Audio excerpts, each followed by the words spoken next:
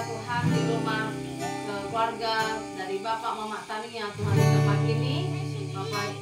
Bapak di sorga, kiranya Tuhan memberkati kami semua yang hadir pada malam hari. Tuhan berkati hati kami, karena sebentar lagi kami pun juga akan diberkati oleh Quran firman-Mu Tuhan.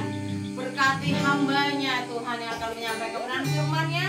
Berkati kami semua Tuhan yang mendengarkan. Biarlah firman Tuhan yang kami didengar ini Tuhan boleh menjadi berkat untuk kami semua. Terima kasih Tuhan Yesus, dalam nama Tuhan Yesus kami berada mengucapkan syukur. Haleluya. Amin.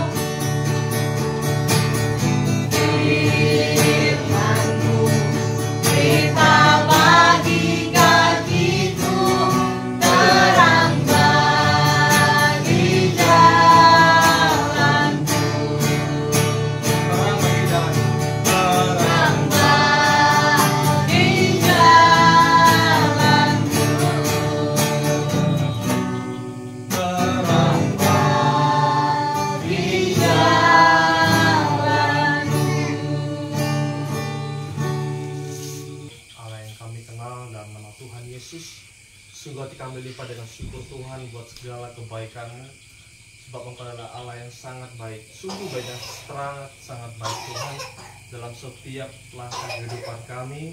Kami bersyukur kami boleh ada sampai hari ini, kami boleh ada sampai di titik ini Tuhan. Itu semua bukan karena kekuatan kami, itu semua karena cinta kasih-Mu yang Tuhan nyatakan kepada kami semua di tempat ini Tuhan.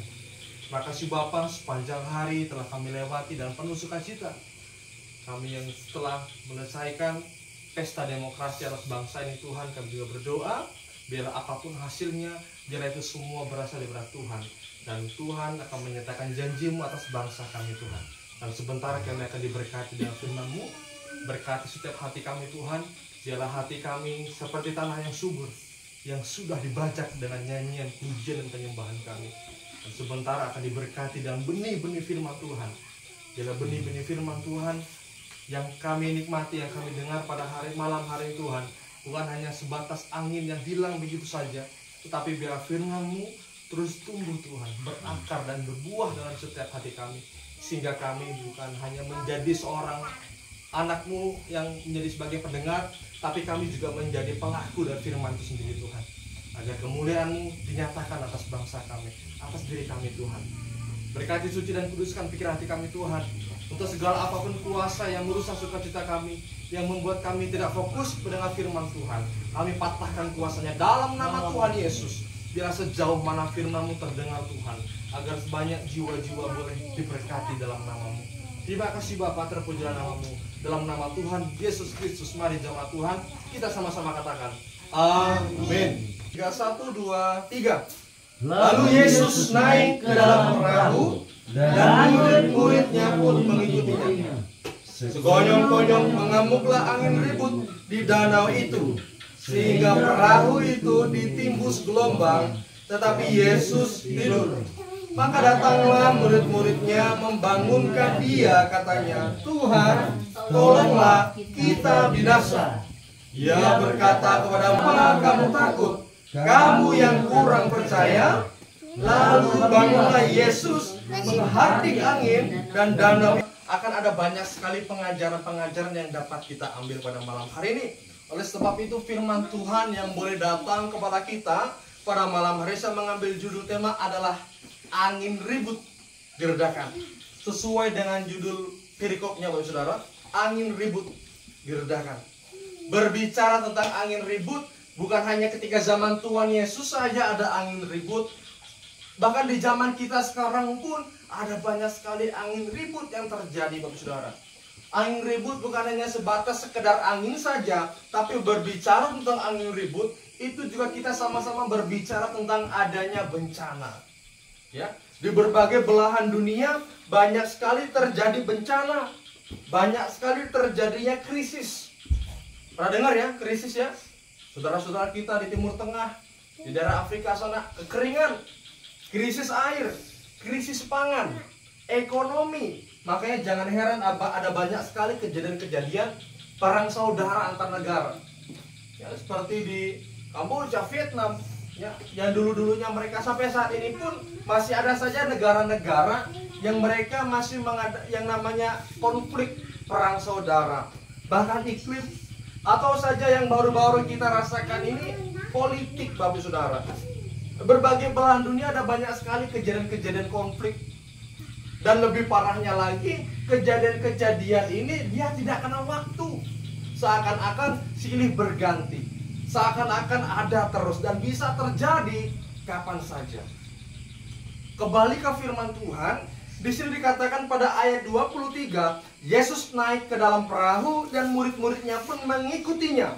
Sekonyong-konyong mengamuklah angin ribut di danau itu, sehingga perahu itu ditimbus gelombang. Tetapi Yesus tidur. Seperti yang kita tahu, kebanyakan murid dari Tuhan Yesus pekerjaannya adalah apa? Nelayan. Siapa saja? Petrus, Andreas, dan yang lain. Mereka semua rata-rata adalah nelayan. Dan panas itu juga sesuatu hal yang sudah biasa Bapak Ibu rasakan.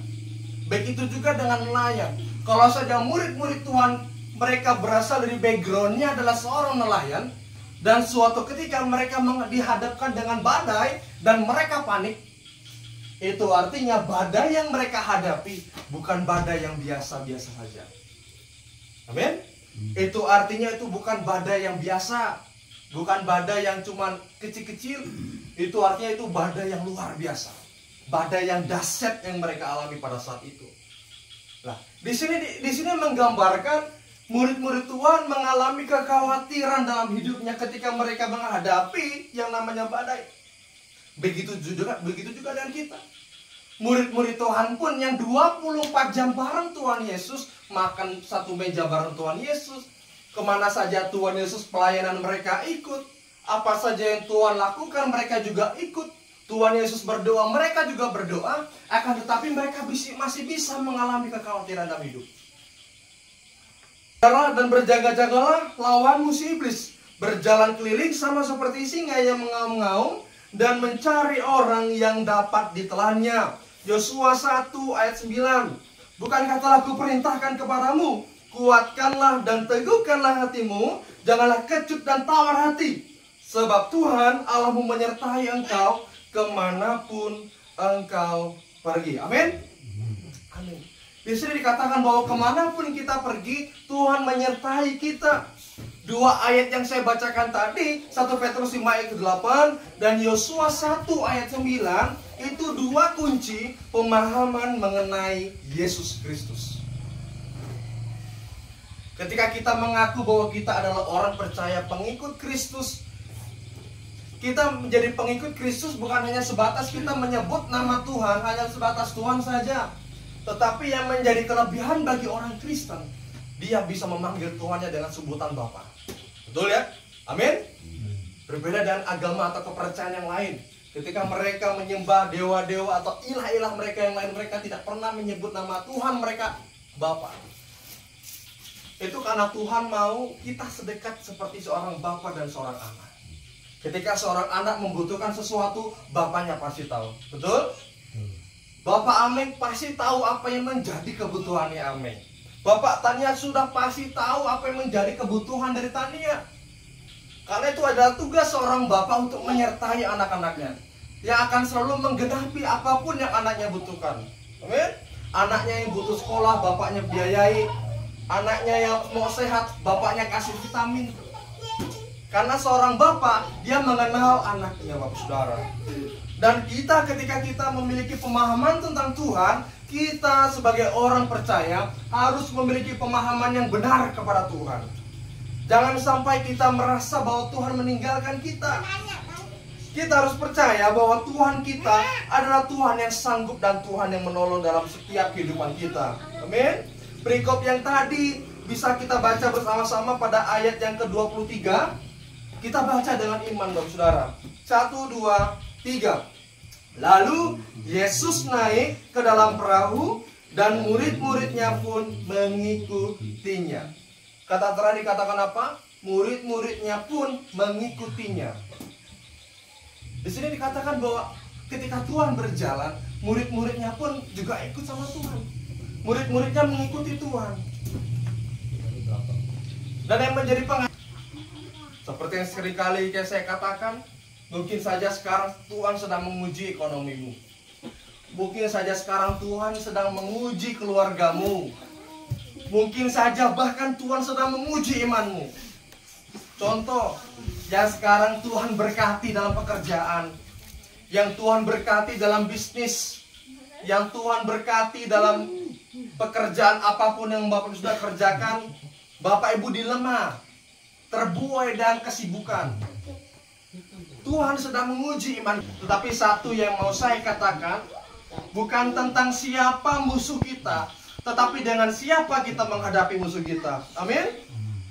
2 Tesalonika 3 ayat yang ketiga. Saya bacakan ulang.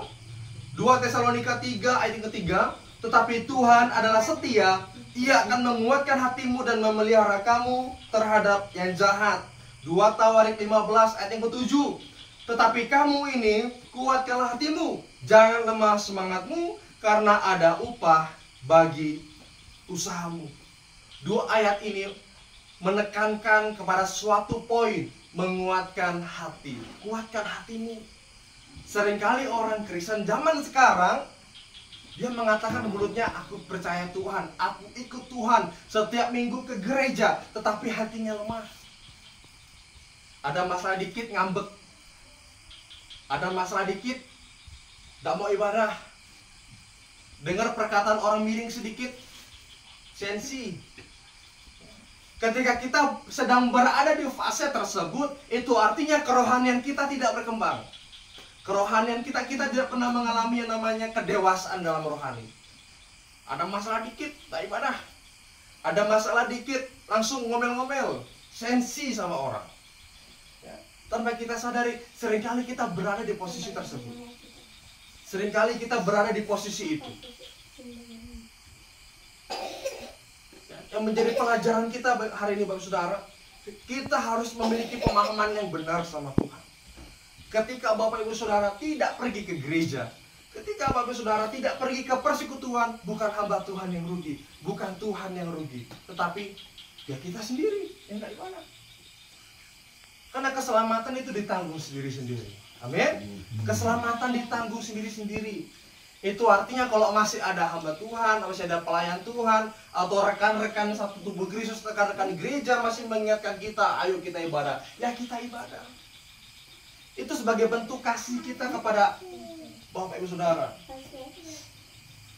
Jadi jangan sampai kita memiliki pemikiran yang salah sama Tuhan. Kalau kita tidak ibadah, Tuhan tidak rugi. Karena kalau kita ibadah pun, seringkali orang pergi ke gereja pun dia bukan berdasarkan takut akan Tuhan, masih ada motivasi yang lain. Ini menjadi pengajaran kita Bapak Saudara. Dan kembali kita fokus pada firman Tuhan yang tadi, pada ayat 24. Kita baca sama-sama. 1, 2, 3. Sekonyong-konyong mengamuklah. Ulangi, ayo baca sama-sama. 1, 2, 3. Sekonyong-konyong mengamuklah angin ribut di danau itu, sehingga perahu itu ditimbus gelombang. Tetapi Yesus tidur. Amin. Kata terakhir apa? Tetapi Yesus tidur. Saya yakin dan percaya, ketika saya baca firman ini, sebenarnya Tuhan tidak benar-benar sedang tidur. Tapi Tuhan mau melihat sebesar apa iman murid-murid, para murid-murid. Sebesar apa iman mereka. Tuhan mau melihat seberapa siap para murid-murid menghadapi badai kehidupan. Tetapi dikatakan bahwa ayat 25, maka datanglah murid-muridnya membangunkan dia, katanya, Tuhan, tolonglah, kita binasa. Bayangkan Bapak Saudara, mereka sudah satu perahu sama Tuhan. Mereka sudah satu tempat sama Tuhan. Tapi masih bisa-bisanya mereka ragu, mereka khawatir, mereka takut mati, Bapak Saudara. Kalau saja para murid-murid masih bisa takut, padahal masih satu kapal sama Tuhan, bagaimana dengan kita?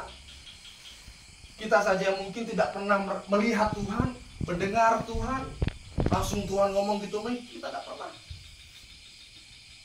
Kita memegang Tuhan. Makanya jangan heran seringkali kita lihat ada yang namanya orang Kristen dia hidup tapi Kristen KTP, Kristen tanpa pertobatan. Ya. Bukan hak kita, bukan hak Bapak Ibu Saudara untuk menghakimi, tapi mari kita sama-sama berbenah diri. Amin. Kita sama-sama berbenah diri.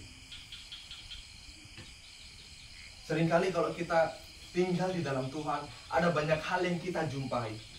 Dulu ketika saya pertama kali bertobat dan saya mulai aktif di gereja, ketika saya belajar pelayanan, ketika saya belajar dengan banyak sekali pelayan-pelayan, dengan banyak hamba-hamba Tuhan, banyak pendeta-pendeta, bukan orang kudus yang saya lihat.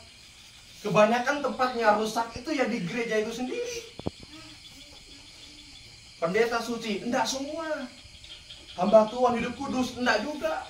Makanya seringkali saya pernah katakan Bapak Saudara, bisa jadi kerohanian jemaat itu lebih rohani pada pendetanya.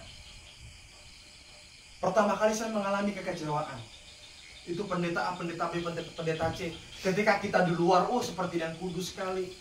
Ketika saya mulai belajar pelayanan, ketika saya masuk dalam dunia pelayanan, di situ saya melihat. Makanya kita katakan di sini Bapak Saudara, gereja itu saya ibaratkan sebagai bengkel. Kita semua punya masalah masing-masing. Kita semua punya problem masing-masing. Ketika kita masuk ke gereja, kita masih dengan problem kita masing-masing. Kita diservis di gereja.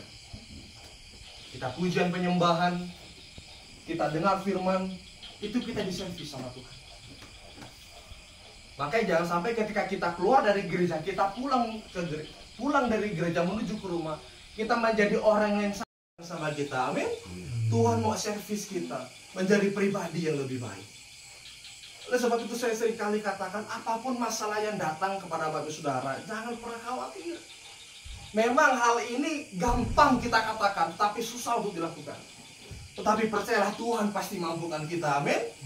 Kalau Tuhan pilih kita, itu artinya Tuhan punya rencana. Suatu kali rektor saya mengatakan, ketika kita menjadi orang percaya, ketika kita dipercayakan untuk menjadi pelayan Tuhan, jangan kita berpikir bahwa kita tidak mampu, kita tidak kuat. Tuhan bukan memilih yang kuat, tetapi ini, di ruangan ini, detik ini, itu bukan hal yang sia-sia. Tuhan sedang punya rencana buat kita. Amin. Tuhan punya rencana atas kita tanpa kita sadari. 1 tahun ke depan, 5 bulan ke depan, atau 10 tahun ke depan, Tuhan punya rencana yang terbaik. Iman itu percaya bahwa Tuhan sanggup mengatasi badai hidup kita. Kita sama-sama buka Amsal. Amsal 14 ayat 27. Sudah dapat Bapak Ibu? AMS.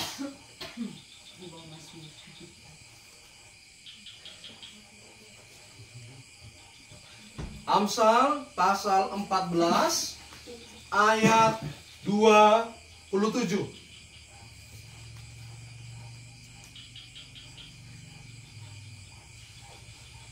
Saya ulangi sekali lagi. Amsal pasal 14 ayat 27. Kita baca sama-sama. 1, 2, 3. Takut akan Tuhan adalah sumber kehidupan, sehingga orang terhindar dari jerat maut. Amin. Saya ulangi lagi. Takut akan Tuhan adalah sumber kehidupan, sehingga orang terhindar dari jerat maut. Tuhan mau ketika kita menjadi pribadi yang takut akan Tuhan, kita sama seperti orang yang terhindar dari jerat. Sama seperti tupai. Bapak Saudara, ketika Bapak Saudara berburu ke hutan, Bapak Ibu mencoba buat jerat, dan situ ada tupai tapi dia tidak kena jerat. Itu peribahasa yang paling gampang. Tuhan mau kita seperti tupai itu. Di depannya ada jerat, tetapi dia lolos dari jerat. Iman itu percaya bahwa Tuhan sanggup memelihara hidup kita. Malam hari ini, sampai kapanpun saya berdoa, apapun boleh terjadi atas Bapak Ibu Saudara, tetapi Tuhan kita tetap sama. Amin. Kalau saja kita, mereka menjadi orang percaya, orang Kristen nih, tapi hidupnya masih penuh dengan kekhawatiran. Bahkan lebih parah lagi, masih suka berdukun. Ya, itu dia. Orang yang saya katakan Kristen KTP, Kristen tanpa pertobatan. Ya. Oleh malam ini kita gantungkan harapan kita sama Tuhan. Kita serahkan kekhawatiran kita sama Tuhan, jangan kepada yang lain. Kalau ada yang sakit di tempat ini, minta doa sama hamba Tuhannya, pergi ke rumah sakit. Tidak usah kepada yang lain-lain, yang katanya orang pintar dan segala macam. Bisa jadi sekolah Bapak Ibu lebih tinggi daripada orang pintar itu tadi. Amin? Betul ya? Saya yakin dan percaya yang namanya dukun tidak pernah sekolah kedokteran, tidak pernah ambil spesialis. Kalau ada saudara kita, keluarga kita, atau bahkan kita sendiri yang sedang sakit malam ini atau kapanpun lah, tak usah pergi ke orang pintar. Kita serahkan sama Tuhan. Hidup dan mati kita di tangan Tuhan. Amin. Orang bilang, aku mau santet kamu, mau pelet kamu. Bapak Saudara, kalau Tuhan tidak kehendaki, satu helai rambut pun tidak akan jatuh kalau Tuhan tidak berkehendak. Amin. Begitu juga dengan kita, nyawa kita. Tidak usah takut disantet. Orang Kristen tidak bisa disantet. Katakan amin. Amin. Orang Kristen tidak bisa disantet. Amin. Lalu bagaimana Pak, keluarga saya, dia orang Kristen tapi bisa disantet? Nah, tergantung. Orang Kristen banyak pengikut Kristus yang sedikit. Dia orang Kristen tapi masih suka pergi perdukunan, ya sama aja. Sudah berapa kali saya katakan, orang Kristen tidak bisa disantet. Kalau ada orang Kristen kena santet, kena pelet, itu dia tidak dekat sama Tuhan. Itu dia tidak terhubung sama Tuhan. Sama seperti ranting. Ranting kalau pisah dari batangnya, dari batangnya itu, pokoknya dia akan mati. Begitu juga dengan kita. Kalau kita tidak terhubung sama Tuhan, kita pasti mati. Bukan mati napasnya, rohani kita. Rohanian kita pasti mati. Oleh sebab itu sama-sama menjadi pelajaran kita hari ini bahwa gantungkan harapan kita sama Tuhan. Jangan pernah takut dan khawatir tentang apapun itu. Masalah boleh terjadi, bukan sebesar apa masalah kita, tetapi dengan siapa kita menghadapi masalah itu. Bersama Yesus ada sukacita dan damai sejahtera. Amin. Mari kita bersatu dalam doa. Oh iya, ini aja sendiri.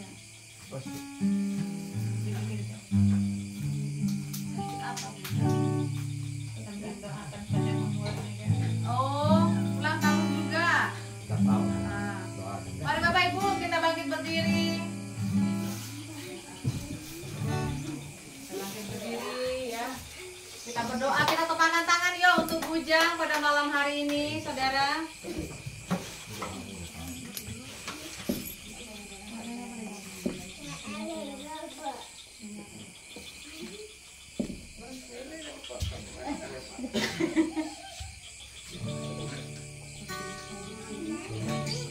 Oke, saudaraku, kita pada malam hari ini berdoa untuk Bujang ya, karena hari ini adalah hari ulang tahun. Sekaligus kita berdoa saat ini Bujang juga dalam keadaan sakit, saudara. Ya, ini adalah ujian dan sekaligus sukacita karena Bujang juga ulang tahun. Ya, kita satukan hati, kita berdoa kepada Tuhan. Ya. Kiranya pada hari ini bertambahnya usia, bertambahnya kepintaran, diberikan kesehatan, dipulihkan menjadi anak yang takut akan Tuhan. Betul? Betul. Betul. Jadi anak yang pintar ya. Amin. Amin. Amin. Takut dan patuh sama orang tua, takut sama Tuhan Yesus. Takut. Takut, patuh sama orang tua. Amin. Amin. Amin. Mari kita saudaraku, kita angkat kedua tangan kita. Kita naikkan pujian Roh Kudus kau hadir di sini.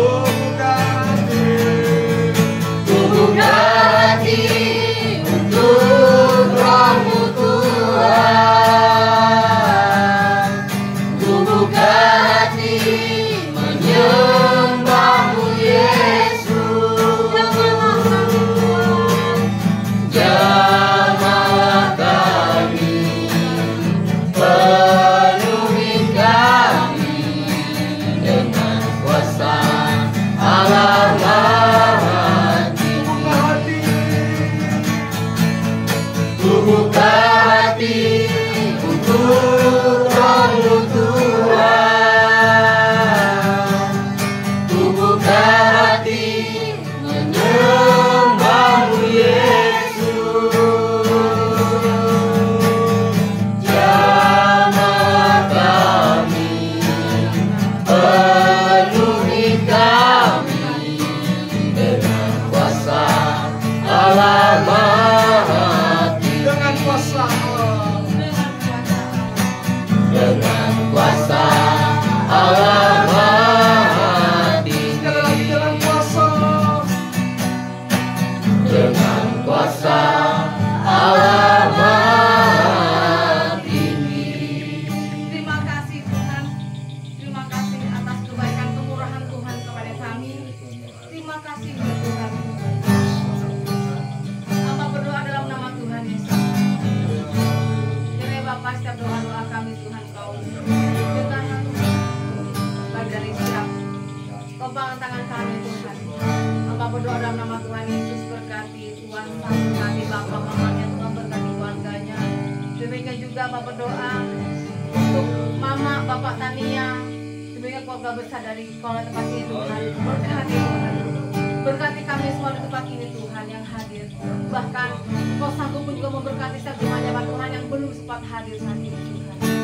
Terima kasih Tuhan Yesus, Kau sungguh baik bagi kami Tuhan. Kau selalu mengasihi kami Bapa. Hamba berdoa Tuhan dalam nama-Mu ya Bapa. Berkati dusun Sungai Amplas ini Tuhan. Berkati sehingga banyak jiwa-jiwa yang diselamatkan. Berkati Tuhan. Bila nama Tuhan Yesus dipermuliakan di tempat ini Tuhan. Kami yakin dan percaya Tuhan, bahwa Sungai Amplas ini adalah dusun yang Kau percayakan kepada kami. Tuhan Yesus, hamba berdoa di dalam nama-Mu Tuhan. Kami mengucap syukur. Dan sebentar lagi kami pun akan kembali ke rumah kami masing-masing Tuhan. Berkati kami Tuhan. Yang pakai mobil, motor, bahkan jalan kaki juga Kau berkati Tuhan. Bahkan Kau berkati Mama Tania dan suami Tuhan yang sudah memberkati, mempersiapkan segala hal dalam ibadah ini Tuhan. Berkati setiap apapun yang dikerjakan dan berikan keberhasilan, pekerjaannya, kesehatannya, bahkan pendidikan anaknya Tuhan, kesehatan dan sebagainya Kau berkati Tuhan. Dan kalau Kau mencurahkan berkat-berkat Tuhan yang murah dari surga Tuhan. Terima kasih Tuhan Yesus, kami tutup ibadah ini dengan ucapan sukacita. Mari kita saudaraku yang percaya katakan amin.